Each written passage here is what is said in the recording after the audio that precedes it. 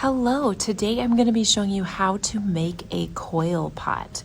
Now, some things that kids usually want to know about a coil pot is, can I eat and drink out of it? Well, the answer is yes or no. So yes, you can drink out of it and eat out of it if you use food-safe glaze, which we will be doing, and you have all the holes and cracks covered up.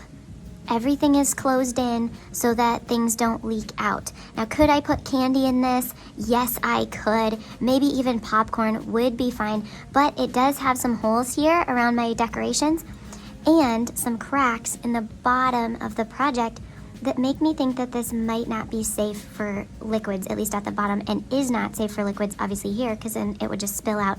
And when I tip it, even if I don't fill it up that high, it's still gonna go in my lap. So let's talk about how to get started today with your clay. First, we're gonna need to make a ball like this, and this is gonna be used for the base, which is going to be the bottom of the clay project. So I'm gonna need to flatten this into a pancake. So I'm just gonna tap it. And I wanna make sure that it's an even thickness throughout. So already I can see that this part is really thin over here, and when I turn it over here, it's much thicker. I need that to be even so that the rest of my pot is gonna be stacked up on top of an even surface, a flat surface. I want this to stay pretty round, so I'm just gonna keep turning it and packing it down where I see that it needs to be thinner, but I'm not gonna press any more on the parts that are already thinned out enough, like right here, that's already thin. And I need to make sure to get the middle. Okay, this looks pretty good. Now what I wanna do is have a flat edge. So what you can do is kind of roll this on the surface of your workspace to get it flat on the edge. There, that looks pretty good. Now I'm gonna set this down on my canvas mat. The canvas is gonna keep my project from sticking to the table. If I just build right here on this table, I'm probably gonna have to scrape my project off, it's gonna get ruined, and I'm gonna have to start all over. But if I build on the canvas mat, we'll be able to peel your project off because the canvas does absorb some of that moisture and keeps it from sticking. Then I'm gonna be using this workspace to roll out a bunch of coils. So let's get some more clay. All right, I've got some more clay here ready to go, and I'm just gonna take off a piece of it, a chunk of it. Now this is still pretty big, so I think I'm gonna break that up too. And then I'm just gonna kind of squish this into a log and roll it between my hands first to get that coil started. Then I'm gonna take it to the table, and I wanna make sure that I can get a nice long roll. I don't wanna just go and get a short roll, because then I'm gonna have one side that's thin and one side that's wide. Another trick you can do is to use your forearm to roll out your coil. That way it can be really smooth instead of the bumpiness of your hands rolling out the coil. When you're rolling, make sure to look for spots that are thicker, like right here, and roll on those thicker spots so that those parts get rolled thinner. I want this to be about the thickness of my pinky finger. If it gets too thin, then I'm gonna have a hard time stacking anything on top of it. But if it's too thick, that also doesn't work so well. I see that I just pressed too hard over here and it stuck to the table, so I'm gonna scrape that bit off. And then I just know that I need to roll a little bit more carefully. My clay is a really sticky consistency today. It's very fresh, and so it is gonna have a little bit harder time with getting stuck to the surface there. All right, now I'm about ready to build with this coil. So I'm gonna take this piece over to my project here, and I am going to score and slip along this edge with the toothbrush. So I'm gonna tap this off. The toothbrush does both things at one time. It scratches and attaches at the same time. The bristles scratch, and then it's got that pasty stuff on there. That's called slip, and that's like clay glue.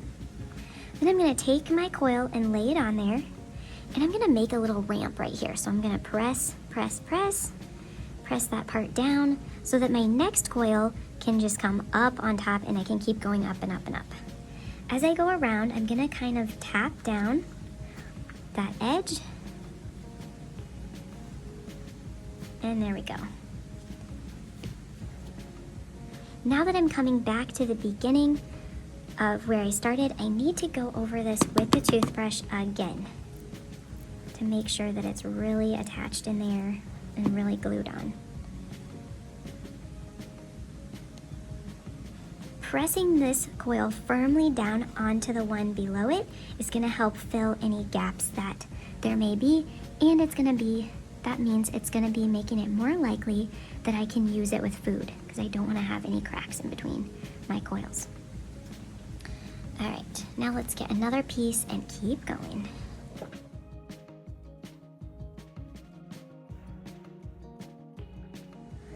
Okay, now that I've got some coils made, I want to tell you about what to do to attach another coil on next to this. Now, you want these coils to fill in the space, so if they are like this,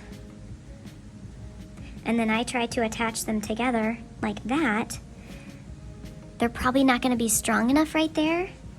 They're going to leak water out of that little spot. So what I need to do is kind of squish this to a flat end, or I could also just break off a piece if that's not working, because I want them to come together and be able to be squished together and kind of smoothed onto each other. You can use one little dot of water there to really make sure that that is smoothed on, and then I can keep building from there.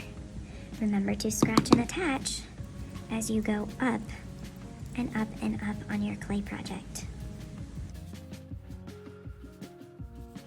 This one's a little thin, so I'm going to take this piece off, and I'm just going to press that on, and then I'm going to start building up some spirals and things on top of that. Alright, so I'm going to use these pieces that I already have here and start making some spirals. So basically I'm just going to start to fold over the piece of clay like this and just roll it up. There we go. And then if I have a bunch of these, I can put them on the sides of my pot like this all the way around. So I'm going to make a few of those before I try to attach them, so I have several already made. Now when you get to a point where they are about the right size, then you can use a cutting tool like this or a fettling knife. This plastic knife and this fettling knife would both work well for that, but I don't want to leave my tools right here in the way of where I am going to be trying to roll out my coils. So make sure you keep your workspace clear so that you don't have anything in the way when you're trying to roll out those coils.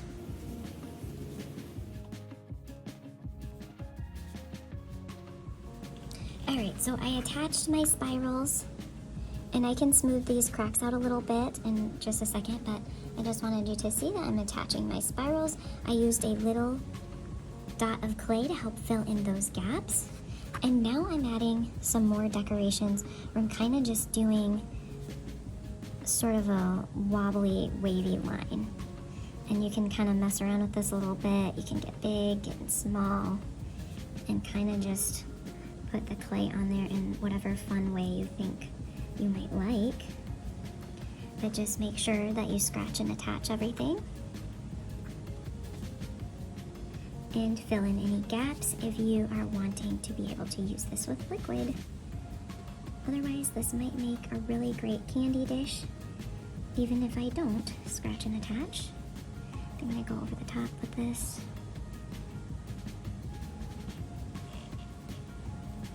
And just kind of form it together. Now be careful, because if you come over the top and you start squeezing like this, your walls are gonna get too thin for you to be able to build on top of that. So if that happens, you can put both fingers on the sides and kind of press down so that they get thicker again. But really try not to squeeze the sides of your walls, just only pressing stuff down firmly, but not squeezing it. Now on this side, I'm gonna use the rest of this clay to add some little spheres at the top, and I'll make sure to scratch and attach. While you're working, make sure to turn your pot to all different sides so that you can see it from different points of view. Sometimes it might look like it's standing straight up from one side, and then you turn it the other way and it looks really wobbly. So here, let's turn it It looks like this side needs to kind of come out a little bit, so I'm going to be carefully doing that. Just kind of straighten things out before I let it dry.